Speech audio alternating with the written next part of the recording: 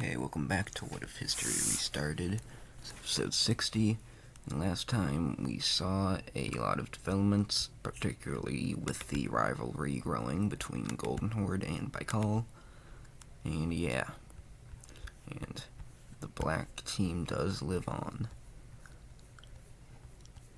Anyway, obviously the world map has changed to mostly in Asia. There's a civil war in this country and all that. There's a lot of lime green countries in this area, but that's fine, I guess. Maybe one of them won't be here soon. Oh, battery. Oh well. Yeah, anyway, this episode we're going back over to the Americas, and our first event is going to be down here in South America. I recently saw that the blue Brazilian team, well, recently we've just been seeing the South American countries, particularly the blue Brazilian team, continuously attacking this country, which is composed of native tribes and all that. As you can tell, it is literally just the middle of the Amazon, so fighting here is very difficult. And there's going to be another war breaking out, but this time, Brazil is not actually the aggressor, because this time the natives are going on the offense. And pretty quickly, we see that, well, first of all, what is going on up here? Bam. But yeah, pretty quickly we see that transporting military stuff through the Amazon rainforest isn't that easy, and these guys are made for and very adapted to the Amazon rainforest, and so they start going in really quickly. They make encirclement when some equipment finally does arrive and immediately gets encircled. And then obviously they aren't amazing at using it because it's very strange technology to them, but they still are somewhat able to hijack some of it. Maybe just don't use it completely properly, but that helps even more as they push in further and further. Eventually it gets to around here, and yeah, things aren't looking so good for Brazil. Soon enough, these guys get control all the way over here, with their front line essentially being like this, and it is here that Brazil is going to just go completely defensive and just focus on defending themselves, which actually does work out pretty well for them. And with that, we kind of see that this war comes to an end, with the native country regaining a ton of lost land. So, good job, guys. And of course, as always, obviously, the few Brazilians who lived here are not gonna be staying here anymore, so goodbye to them, because they're moving back to Brazil proper. I mean, I guess this is Brazil proper since it's connected, but like to the actually developed part of Brazil. And yeah, with that, the native country has regained a lot of its land. So, great job, guys, who just tried to defeat it. Anyway, this has been very humiliating for Brazil, and it gets to the point where they don't even want to border these guys anymore, and since this area of land is pretty much useless, they are going to sell it off to these guys, the weird Egyptian team. Egyptian colony, because obviously this is not Egypt. Former Egyptian colony, that's what I'm looking for. So yeah, they sell that off to them. I mean, they could also sell it to these guys, and maybe that would look better, because, like, it wouldn't be another lake country bordering this one, but that also just looks weird. We're just gonna go with it being this one.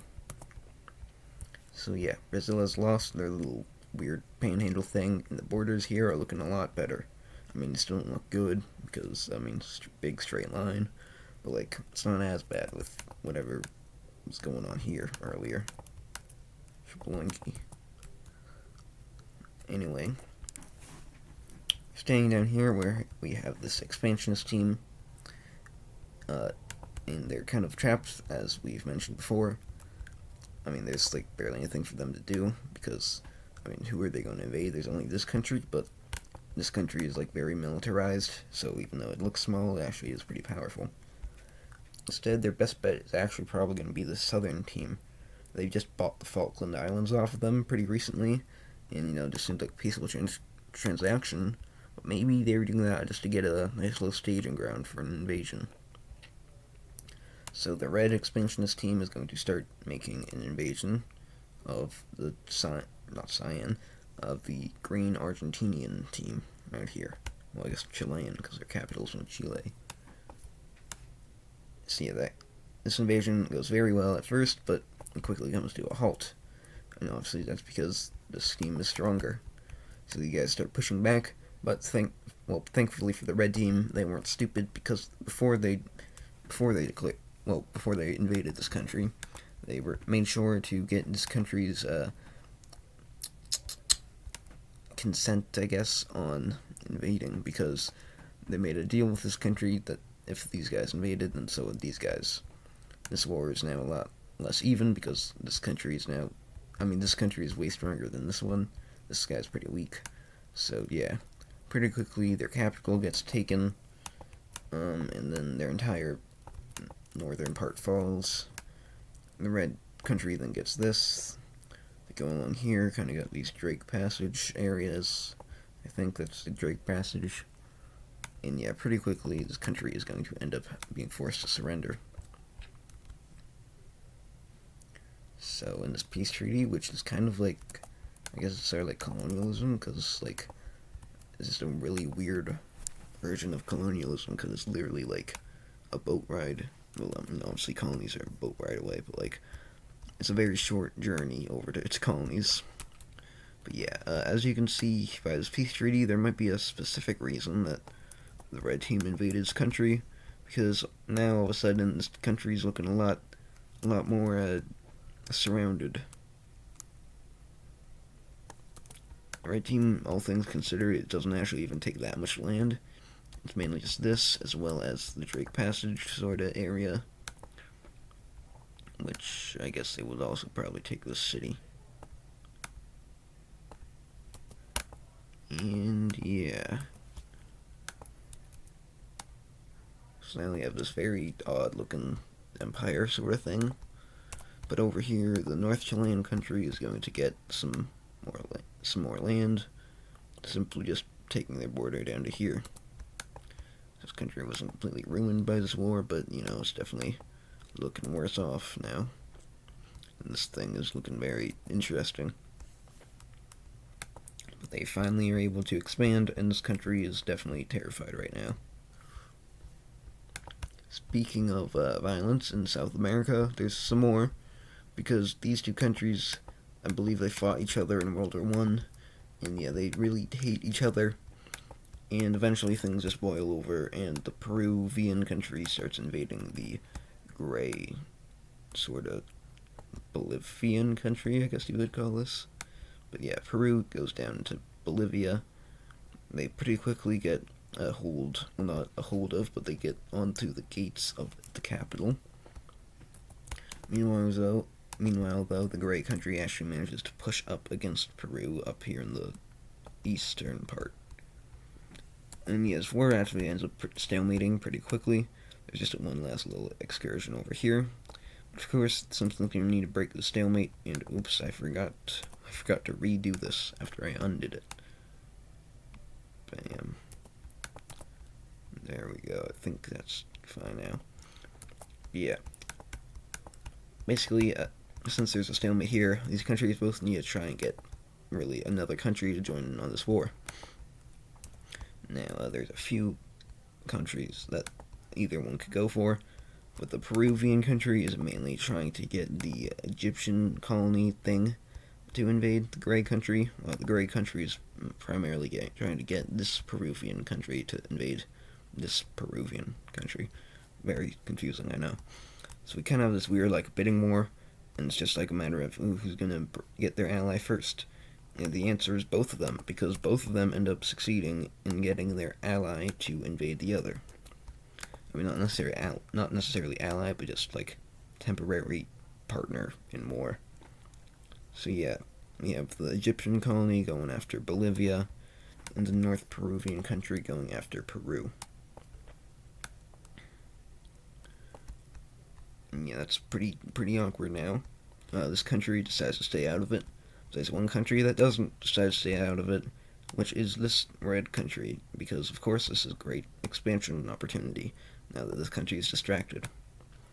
So they start pushing in. They ask their, also their temporary partner in crime, North Chile, to invade, but these guys actually reject because their population kind of didn't really like this, and they kind of want to stay out of war now, since they did have like decent relations with this country. They just got a little greedy there.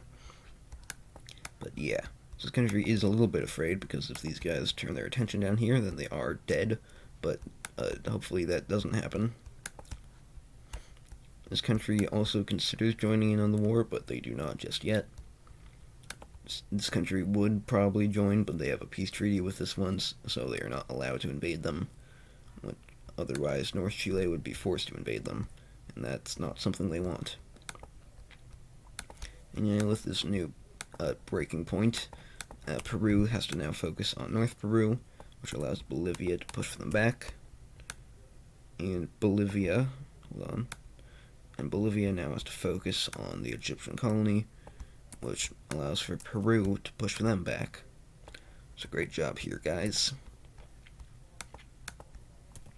Eventually, though, this North Peruvian country kind of starts to falter. They are part of the the ARO. I forgot what an ARO was called. But yeah, they are part of the ARO Economic Alliance, but that is an economic alliance, not a military alliance. The Andes are there, but let's just ignore that. Well, not really, because I am not ignoring it, as you can see, but I also kind of am, maybe. But yeah, anyways, you guys start to kind of capitulate pretty quickly. The only thing they really have going for them is the fact that they're... Oh, so there's some stray pixels over here. The only thing they really have going for them is that their capital's way up here, and like I said, the Andes kind of make that an issue. But eventually, Peru just manages to slither along the coast, and this country dies.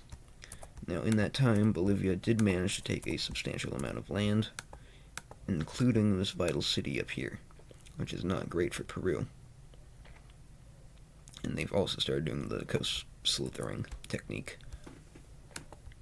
Over here, this country is actually doing pretty good against Bolivia. They do not manage to capture this major city, but they get very close.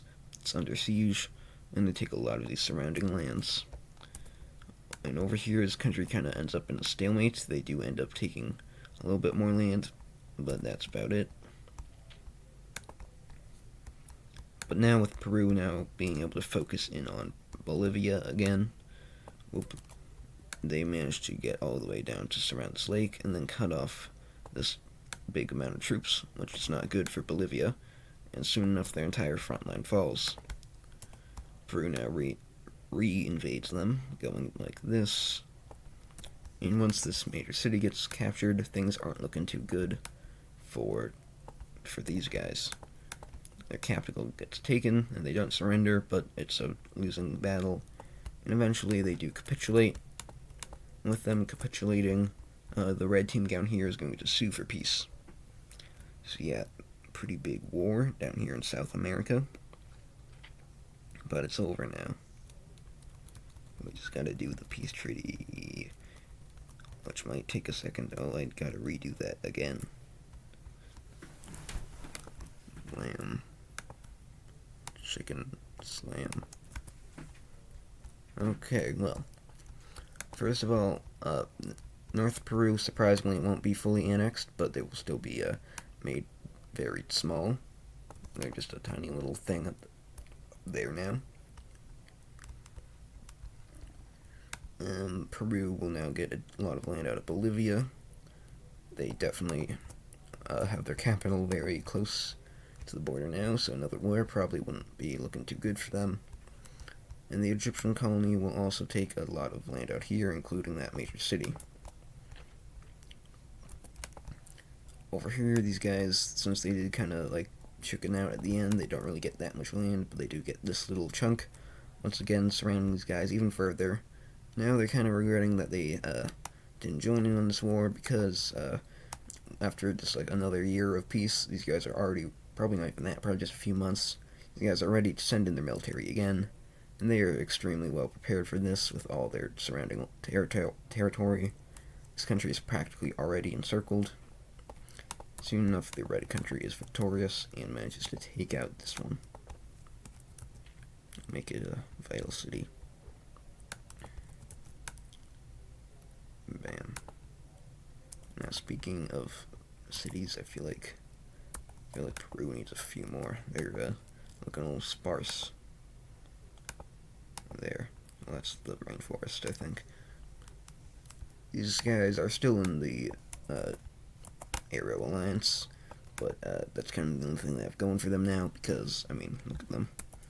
Oh, there's still some stray pixels. There.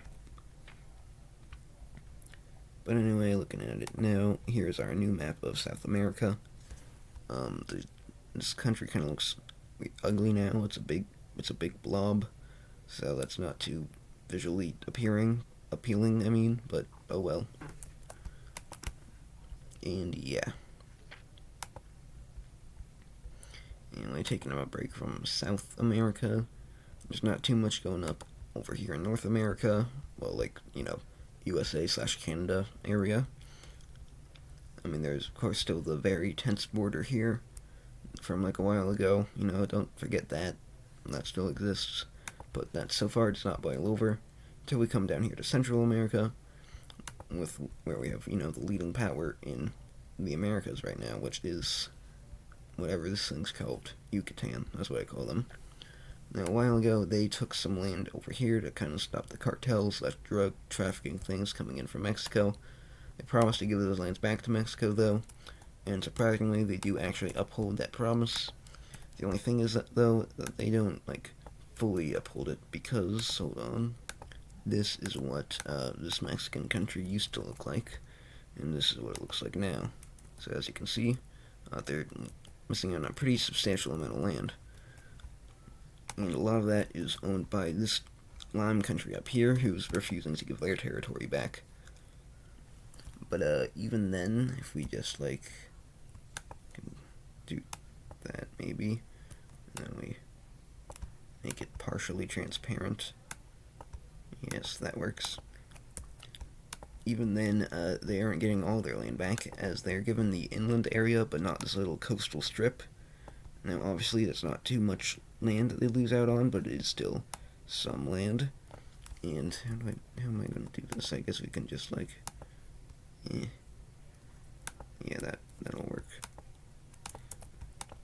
So they get some of their land back, but not all of it. People aren't too happy about that, especially since they are still missing this little chunk out here.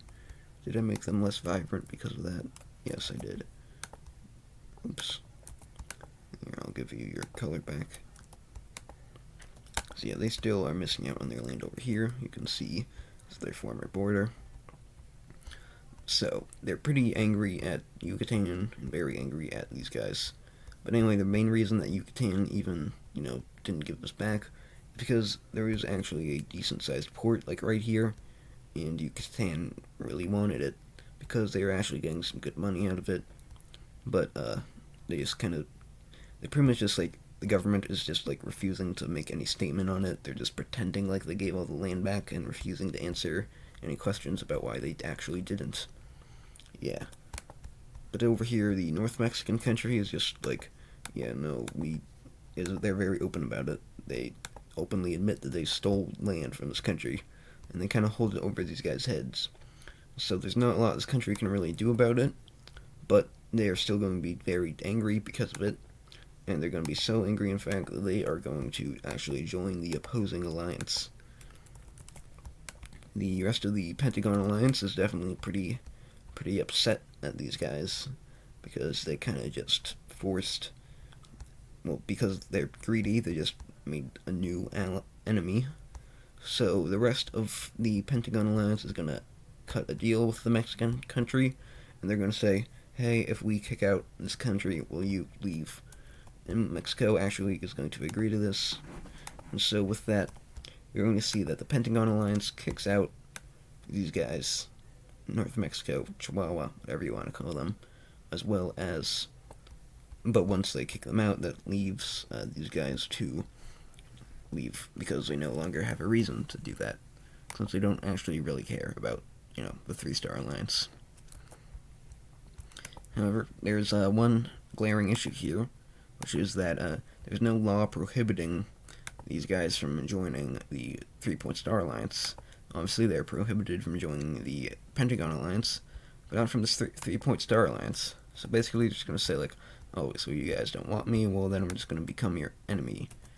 Because they're now joining the Three-Point Star Alliance, and yeah, this is not looking too good for the Pentagon Alliance anymore, who is, they used to be kind of the more dominant one, but as you can see now, it's definitely not true anymore. So far, though, nothing actually happens with that, but yeah. These guys could join the Pentagon Alliance, but that would be stupid, so they're not gonna. They are a little bit angry that these guys rejoined another alliance, so they aren't going to be able to invade them now, but that probably wouldn't have went well anyway, so maybe it's a good thing. You know, they would invade them, but then they'd probably just get obliterated and, like, lose even more land. So, essentially, they kind of got done a favor, because now they're not allowed to be stupid. But, yeah, how long is this episode? 21 minutes. Well, I think we got time for one more event, which is that over here in Tuscany, I forgot if I covered it or not, but thankfully I did. There's been some nuclear development in this nation, and before it was just like a small little idea. Obviously, this country doesn't really have like the drive to do it, because, you know, in our world there was World War II going on, so, you know, the U.S. and, you know, Germany and all that, and the Soviet Union, they all really wanted those bombs. But over here, it's like there's no like big pressing issue. The world is actually like, it's not necessarily peaceful, but like there isn't any like big global conflicts that are potentially on the horizon. Although obviously now that might be a little bit outdated. You know, these two. But regardless, it still isn't nearly as big of an issue as, you know, Germany was. So there hasn't been as much drive, but this country is now actually managing to do a decent amount of progress. Have a decent amount of progress? I don't know. I don't know what that line was for. But yeah, these guys, they don't have nukes yet, but it is being developed very well. It's getting to the point where it's like Manhattan Project levels of development. Things are definitely in the works, and these guys think they may actually be able to have a working nuke in the near future. So, yeah. Anyway, it is now time for power rankings. Hooray. So, to no one's surprise, number 1 is still France, formerly Tuscany, formerly North Italy. Remember that? We were just a tiny little Italian kingdom. That was fun. Now, number 2 used to be Gibraltar. However, that is no longer the case. Now, it's not like these guys had some big fall off or anything, but they're just kind of being stagnant here. There's like obviously some protests down here from Africans that want independence, plus up here from some Catalonians and Portuguese people that want to rejoin their actual countries. But like other than that, there really isn't any big issues. But they're also not really expanding a whole lot. So because of that, they've actually fallen down to 4th place, Gibraltar. In 2nd and 3rd place, well, they might make a little bit of sense, which are going to be Golden Horde and Baikal. Now, as for which one is stronger, they are pretty much neck and neck. But there's still like a negligible little difference in power, which is that Baikal is actually closer to being the 2nd strongest. They do just have like a slightly more advanced technology, whereas like Golden Horde has more manpower and population. But so it pretty much evens out, but Baikal is technically a little bit ahead. Anyway, 5th place is Yucatan still. 6th place, I'm probably going to give to Oman. 7th would be probably California. 8 is Egypt. 9 is Actually, I'll say 8 is Cambodia. And then 9 is Egypt. And finally, 10th place could go to a few different countries, but I think I'm going to give it over to Alabama. So, but unfortunately, the overall Pentagon Alliance is definitely weaker than the overall Three-Point Star Alliance, So they might have to get a little creative there. Some honorable mentions, though, we can do, like, because, like, down here in South America, the strongest country right now, I would say, is actually probably the former Egyptian colony. Second place is North Chile. Third place is Peru. Fourth is the Red Country. And fifth is Brazil. Just kind of want to get that out of the way. The African Federation over here is definitely the strongest independent nation in Africa, other than Egypt. They're probably hovering around like 11th or 12th, maybe 13th at the worst. Actually, probably maybe like 15 at the very, very worst. The red team is still doing decent. The blue team is still doing decent. The red team does have their new government, which is a lot friendlier and less expansionist. Although the blue team still kind of hates them, and they still kind of hate the blue team, because, that's literally the oldest rivalry in the series. It's literally the red team and the blue team. Asia, Korea, and China are just doing decent. South China is probably 11th place. Nothing in Oceania is even remotely powerful. Because, unless you count, colonies, because obviously, it's a colony of the strongest country in the world right there. But yeah. So overall, here is our finished top 10 as of episode 60. The year right now is probably like 1955, around there. Definitely slowed down since, World War I happened. But yeah, that's just the modern era for you. And so we can take one last little look at the world map here, which is now looking like this. Pretty interesting, I would say. But yeah, goodbye.